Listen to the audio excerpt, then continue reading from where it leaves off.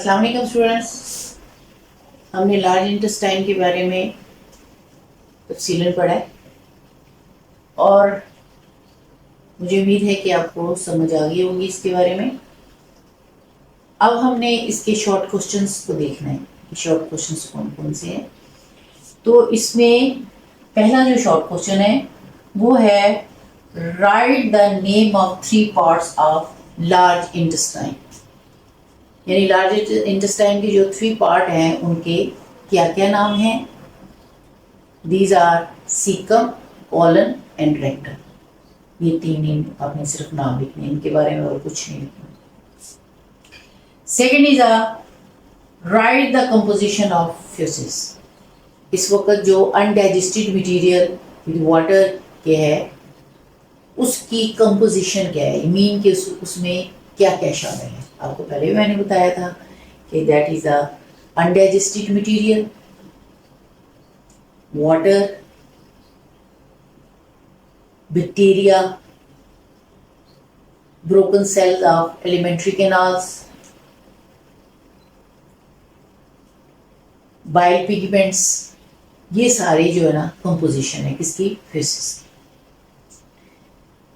And last part اس کا جو question ہے وہ ہے what is appendix۔ appendix کیا چیز ہے، اور یہ میں نے آپ کو بتایا تھا کہ at the blind end of cecum there is a finger like duct، چھوٹی سی ایک نالی ہوتی ہے جو کہ at the blind end of caecum پہ جڑی ہوتی ہے۔ اس کا ویسے کوئی کام نہیں ہوتا، لیکن جب یہ اس میں انفیکشن ہو جائے تو سیویئر پین ہوتی ہے اور it should be removed surgically، otherwise جو ہے نا وہ انفیکشن پھیل جاتا ہے پوری باڈی میں۔ تو اس لیے جب بھی کبھی پین ہو اول تو آپ ڈاکٹر کے پاس جائیں، ایگزامن کروائیں اپنا، اگر ایسی کوئی بات ہے تو ظاہر ڈاکٹر خود ہی ریکمینڈ کرے گا کہ اس کو ریموو کرنا ہے۔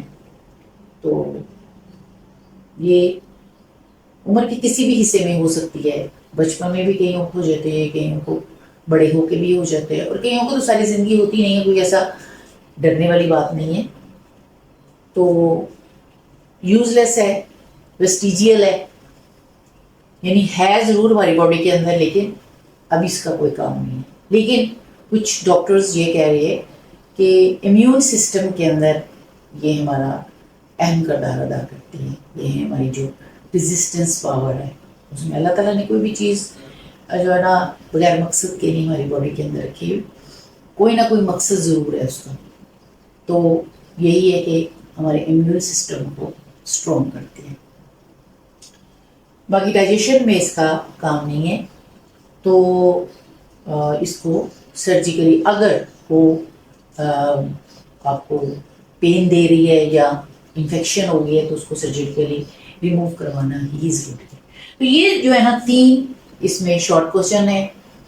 ٹاپک بھی ہمارا چھوٹا ہے لارج انٹسٹائن کا، اور اس میں 3 جو ہے نا ایکسپیکٹڈ شارٹ کوسچنس بن رہے ہیں، آپ ان کو نوٹ کر لیجئے گا، اور جو میں نے آپ کو آنسرس بتائے ہیں اسی کے مطابق آپ نے آنسر لکھنے ہیں۔ کوئی اتنے لمبے چوڑے جو ہے نا اپنی ایکسپلینیشن نہیں دینی، چھوٹے چھوٹے آنسرس ہیں کیونکہ شارٹ کوسچنس ہیں، تو اس لیے اس کے مطابق ٹو دا پوائنٹ آنسر دیا کریں۔ ایسے نہیں کہ وہ آپ سے پوچھ رہے ہوں اور آپ بتا پوچھ رہے ہوں، جو وہ پوچھ رہے ہیں چاہے وہ ایک لائن کا کیوں نہیں ہو، آپ نے اس کو اسی مطابق جواب دینا ہے۔ ایسے نہیں کہ ادھر ادھر کی جو ہے نا وہ مارتے پھریں اور بیچ میں جو آنسر اس نے پوچھا ہے وہ آپ بتا نہیں رہے ہیں۔ تو اس لیے ہمیشہ یاد رکھیے گا ٹو دا پوائنٹ جو ہے نا وہ آنسر دیا کریں، اس میں مارکس بھی آپ کو پورے ملیں گے۔ تو اس لیے میری کوشش ہے کہ آپ کو میں صحیح طور پہ گائیڈ کروں تاکہ آپ لکھیں کس طرح، اور کس طرح آپ نے چھوٹا سا یا جیسے بھی لارج ہمارے جو لانگ کوشچنز ہیں اس میں آپ نے کس طرح آنسرز دینے ہیں، پوائنٹس میں لکھنا ہے، ہیڈنگ دینی ہے، مارکر یوز کرنا ہے۔ یہ ساری چیزیں آپ نے جو ہے نا کوشش اپنی عادت بنا لیں کہ اٹیمپٹ کرنا، پیپر کیسے اٹیمپٹ کیا جاتا ہے.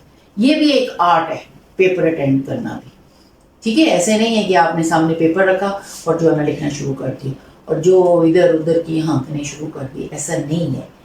آپ نے ٹو دا پوائنٹ آنسر دینا ہے. پوائنٹس میں آپ کوشش کریں لکھیں.